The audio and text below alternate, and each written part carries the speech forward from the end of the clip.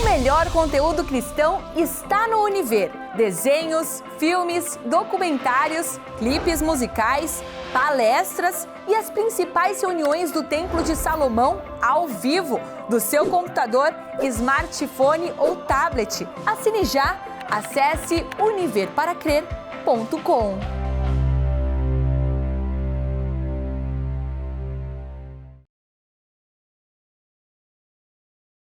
Pois é, minha amiga, meu amigo ouvinte, nós vamos agora acompanhar trechos do culto que nós tivemos aqui. É importante você ouvir essa palavra, porque com certeza ela vai abrir os seus olhos para que você venha ver a grandeza de Deus e tomar posse das suas bênçãos. Então, preste atenção a essa palavra. Veja só o que está escrito na palavra de Deus em Isaías, profeta Isaías, capítulo 59, e versículo 1, diz assim: eis que a mão do Senhor não está encolhida, para que não possa salvar, nem surdo o seu ouvido, para não poder ouvir. Mas as vossas iniquidades fazem separação entre vós e o vosso Deus. E os vossos pecados encobrem o rosto dele de vós, para que não vos ouça. Então preste atenção que eu vou ensinar para vocês. Preste atenção. O segredo da fé. Veja só. Nem todos têm fé. Quantas pessoas você conhece que desprezam, desacreditam de Deus? É ou não é? Por que elas não acreditam em Deus? Elas não acreditam em Deus porque elas veem tantos sofrimentos no mundo, tantos desgostos, tantas injustiças. É ou não é?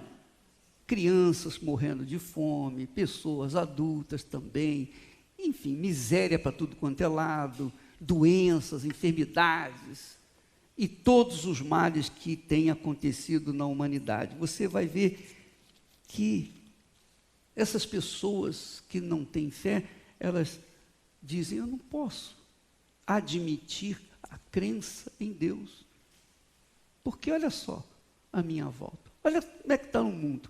O sujeito põe um casaco cheio de bomba no corpo, vai no meio de tantas pessoas e mata outras pessoas inocentes, como aconteceu e tem acontecido, é ou não é? Pega o caminhão, passa no meio de milhares de pessoas, mata. Mas como é que eu posso acreditar em Deus? Às vezes você vê aí pessoas religiosas fazendo isso, fazendo aquilo. Como é que pode? Como é que pode existir Deus? Então, essas pessoas não creem porque elas não pensam. Só isso. Elas não raciocinam de maneira correta. Porque estas pessoas também trazem ao mundo crianças. Sim ou não? São pais. É ou não é?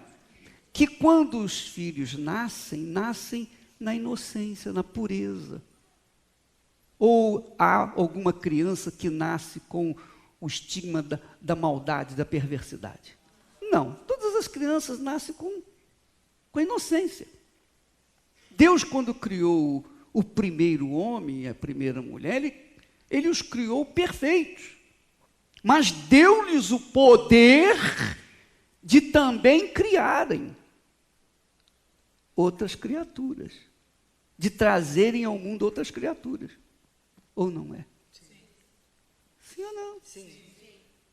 Assim como ele criou a laranja, ele colocou na laranja, na primeira laranja, a semente, o caroço.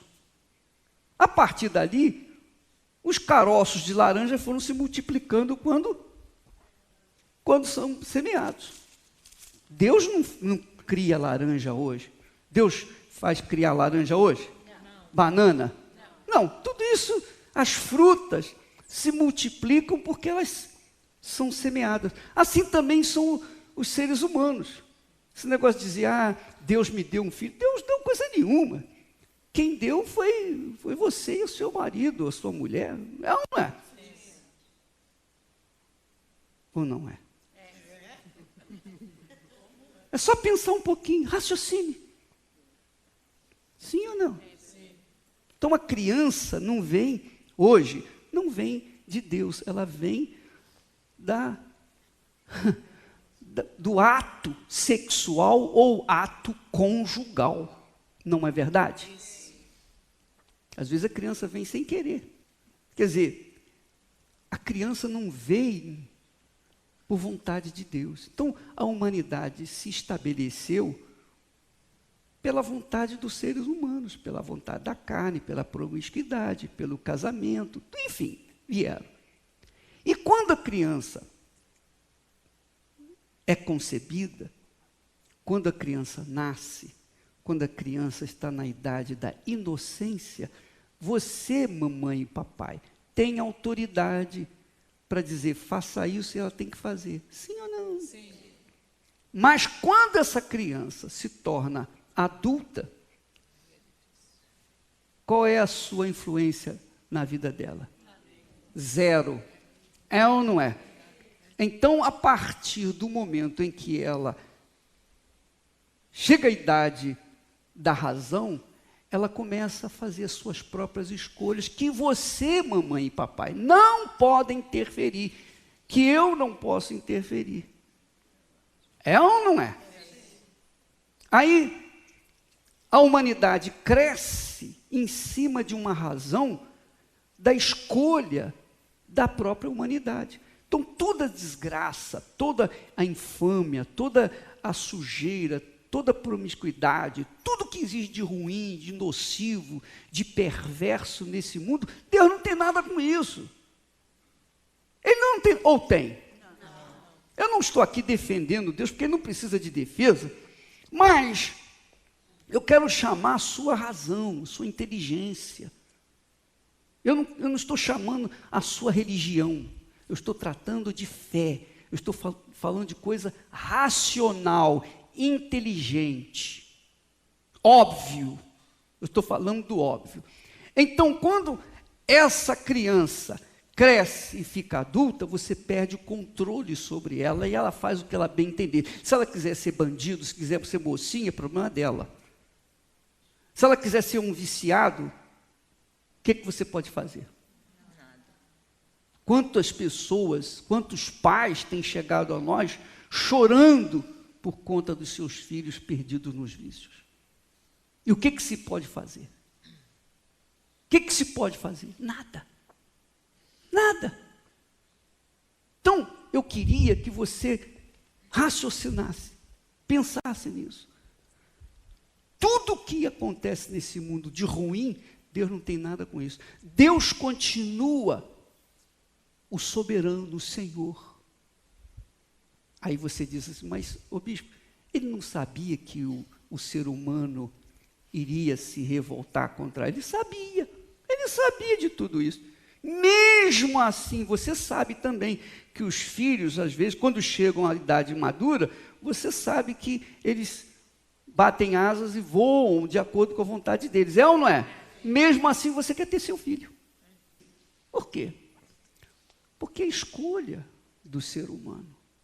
O mundo jaz no maligno. O mundo desenvolveu, a humanidade se desenvolveu longe de Deus. Deus continua o mesmo, ele continua sendo o mesmo Deus. Porém, ele nos dá uma chance de voltar para ele. Ele dá uma chance para você voltar para ele. E é isso que ele está falando aqui, o profeta.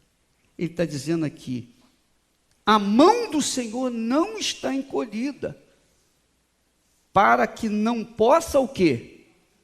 Para que não possa o quê? Não abençoar, salvar. Essa é a palavra, esse é o verbo, salvar. Salvar a pessoa do fundo de poço que ela se encontra. Salvar a pessoa das suas doenças, enfermidades.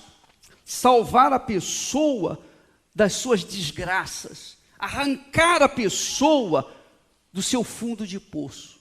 A mão dele está estendida. Mas a mão dele está estendida para aqueles que nele creem. Quem não crê, vai se perder. Mas quem crê, a mão dele está estendida. Que é a mesma coisa sua. Você tem um filho, você tem uma filha, e quando o seu filho está perdido, por exemplo, nos vícios, apenas um simples exemplo. O que você pode fazer para esse filho ou essa filha se libertar? O que você pode fazer? O que você tem poder para fazer para mudar? Dinheiro vai mudar a vida dele? Não. Mas quando esse filho ou a filha volta, bate na sua porta e diz: mamãe, papai, me ajude, eu estou precisando de ajuda, eu quero ajuda. Aí você pode ajudá-lo. É ou não é? Isso é fé. Deus também espera que você manifeste esta fé e diga: ó meu Deus, eu reconheço que eu estou perdida, eu estou perdido. Eu não sei mais o que fazer, eu já fiz isso, já tentei de tudo e continuo perdido. Mas eu vim aqui no teu altar, eu vim aqui apelar para ti. Só o Senhor pode me ajudar. Aí é manifestação de fé. Essa é a fé que Deus salva. Foi assim que aconteceu com os cegos que invocaram Jesus. Foi assim que aconteceu com os leprosos. 10 leprosos gritaram de longe: Senhor, tem misericórdia de nós. Porque os leprosos não podiam se aproximar das pessoas sãs. Tinham que viver nos desertos. Então eles gritaram. Jesus sabia que dentre aqueles 10 leprosos, apenas um voltaria para segui-lo. Mesmo sabendo que 9 iriam viver a vida deles, Jesus curou os 10. Amém? Quer dizer, mesmo sabendo que 9 não mereciam. É ou não é? Mas Jesus curou. Quer dizer, esse é o Deus que nós queremos que você conheça. Ele sabia que os 9 leprosos não iriam agradecer, não voltariam, não seguiriam. Mesmo assim, ele curou os 10, curou todos eles. E um apenas voltou. Então, Deus muda a sua vida a partir do momento que você manifesta a fé, a exemplo dos 10 leprosos. Amém? Amém. O homem era comandante de 100 soldados. Tinha 100 soldados à sua disposição. Era um comandante do exército de Roma. Mas ele tinha um servo que estava doente, sofrendo terrivelmente. E ouviu falar de Jesus. Ouviu falar dele. Só por causa da fama de Jesus, esse homem foi e disse: Senhor, eu tenho um servo na minha casa, doente, sofrendo terrivelmente. Jesus disse: na mesma hora, eu irei curá-lo. Ele sabia que aquele comandante não merecia a sua atenção, mas ele se predispôs a ir na casa daquele homem para curar o seu empregado. Então, o homem disse: Senhor, eu não sou digno de que entres debaixo do telhado da minha casa. Manda uma palavra, porque eu reconheço a tua autoridade. Uma palavra, e o meu rapaz vai ficar curado. Aquele homem que não merecia nada, pediu para Jesus mandar uma palavra, só uma palavra, porque a palavra de Deus, a palavra do Senhor Jesus, tem espírito de fé, tem espírito de cura, tem espírito de libertação, tem espírito para dar vida àquele que está morto. Essa é a palavra que nós anunciamos ao mundo. A palavra que tem vida, que arranca a dúvida, que remove até mesmo as nossas maldades, perversidades e pecados. A palavra que traz o quê? Fé, segurança. Amém, pessoal? Deixa eu falar para vocês como funciona a fé de forma mais simples. Porque quando eu falo com vocês, muita gente está nos assistindo em casa e sofrendo, gemendo, padecendo e achando, mas eu não mereço. E tem uma voz dizendo, você fez isso, você fez aquilo, acusando. E a pessoa fica, então, sobrecarregada com os seus problemas, somado com as dúvidas, que é o problema maior das pessoas, as dúvidas. Só isso. O dia que a dúvida sair de dentro de você, você vai arrebentar. Amém? Nada vai ser impossível para você, o dia que as dúvidas saírem de você. Então, veja só, vou falar sobre um tema que mostra bem o que significa a fé. Similar à fé, é o amor. Quando você ama alguém, o que você é capaz de fazer por esse alguém? Hein? Eu até me lembro de uma pessoa que resolveu doar um rim para o seu filho. E depois que doou o seu rim, esse filho se voltou contra ele, acho que foi o pai. E o pai se arrependeu de ter doado o seu rim para o filho. Se arrependeu, porque foi um mau filho. Mas aí não podia voltar atrás. Então, esse é o sentimento que une as pessoas, chamado amor. Quando a gente ama, a gente paga o preço do amor. É ou não é? A gente sofre pela pessoa amada. Sim ou não? Sim. Quantas vezes você já sofreu por uma pessoa amada? Quantas vezes, talvez, tenha chorado por essa pessoa? É ou não é? Sim. E o que você faria pela essa pessoa amada? Tudo. Tudo. É ou não é? Sim. Quer dizer, você se entregaria corpo, alma e espírito em favor dessa pessoa. Não é assim? Assim é a fé.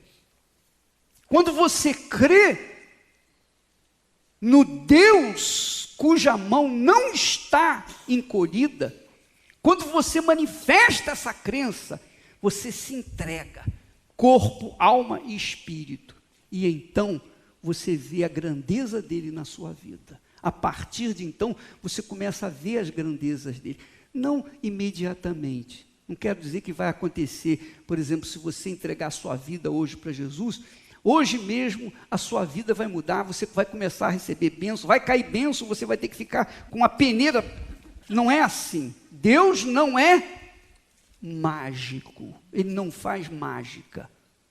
Não faz mágica. Deus trabalha com a inteligência, com a sabedoria. Deus trabalha com a sua palavra. A partir do momento que você começa a praticar, a obedecer a palavra dele, que é uma entrega, a partir do momento que você se entrega à palavra dele, então a sua cabeça começa a mudar. Seus pensamentos mudam. E suas atitudes vão o quê? Vão mudar. A partir do momento que você começa a ter atitudes de acordo com a vontade de Deus, então você começa a ter uma vida de acordo com a vontade de Deus. Amém? Amém. É questão de quê? De inteligência. Inteligência, não é sorte. Sorte, eu quero que a minha sorte, vá para os quintos do inferno. Eu não dependo de sorte. Eu dependo das decisões que eu tomo aqui, das minhas escolhas. Se eu escolho o bem, se eu planto o bem, eu não vou colher o mal. Se eu planto o mal, eu não vou colher o bem. Tudo vai depender do que eu semear. Então eu não dependo de vocês, nem vocês dependem de mim. Eu dependo da minha própria pessoa, de plantar aquilo que vai me trazer benefício. Mas quem me dá a sabedoria para plantar o que é bom? Quem me dá o discernimento para saber o que é bom e o que é mal? O próprio Espírito de Deus. Agora, fique sabido que a mão de Deus não está encolhida. Ele diz aqui: mas as vossas iniquidades fazem separação entre vós e o vosso Deus. Quer dizer, não é porque você merece, não. É porque, veja só, é simples entender. Deus é santíssimo, está acima de tudo, não há nada acima de Deus. O infinito está aos pés de Deus. Deus significa um que é o quê? O que significa a palavra Deus? Deus é um que é adorado. Amém? Venerado, glorificado, honrado, é colocado acima de tudo, inclusive acima da sua própria vida. Você o coloca acima de tudo na sua vida. Ele é o primeiro de tudo na sua vida. Primeiro do que seus filhos, seu marido ou sua mulher, isso já é normal. Mas primeiro do que tudo, do que seu pai e sua mãe. Deus é santíssimo, puríssimo, perfeitíssimo. Ele é o santo de todos os santos. Amém? Ele reina, quer você queira, ou creia ou não. Ele está acima de tudo. Então, o que faz você ser impedido de chegar até Ele? A sujeira que você traz, que são os pecados, que são as injustiças. Você, por exemplo, vai encontrar-se com a sua noiva no altar. Então ela está toda vestida de branco, não é? Poxa, está lindíssima, perfeitíssima. Mas aí, você está todo sujo, todo imundo. Imagine que você caiu dentro de uma vala e se aproximasse dela. Ela ia aceitar você? Não. Imagine você cheirando já a 100 metros de distância. Imagine quanto mais você se aproximasse. Mais? Você pode imaginar? Imagine você suja, se aproximar de uma pessoa que está como a noiva. Você é a noiva. Você aceitaria isso? Não, vai para lá, não quero ver você. Não, some daqui. Sim ou não? Sim. É assim com Deus. Ele é perfeito, está limpo, puro. Mas as mentiras, as injustiças, os pecados, tudo que não presta, que você traz consigo, não permite que você chegue até Deus. A sua própria consciência não permite. A sua própria consciência não permite. Por quê? Porque os seus pecados estão lá martelando. Você fez isso, você adulterou, você matou, você roubou, você mentiu, você fez isso, você fez aquilo. Então a sua consciência está carregada de culpas. Como que você vai chegar diante da Santíssima Trindade? Então, a sua consciência já... Você pode notar, normalmente você chega quando fala com Deus, ó Deus, eu não mereço. É ou não é? Você sabe que não merece, ou merece.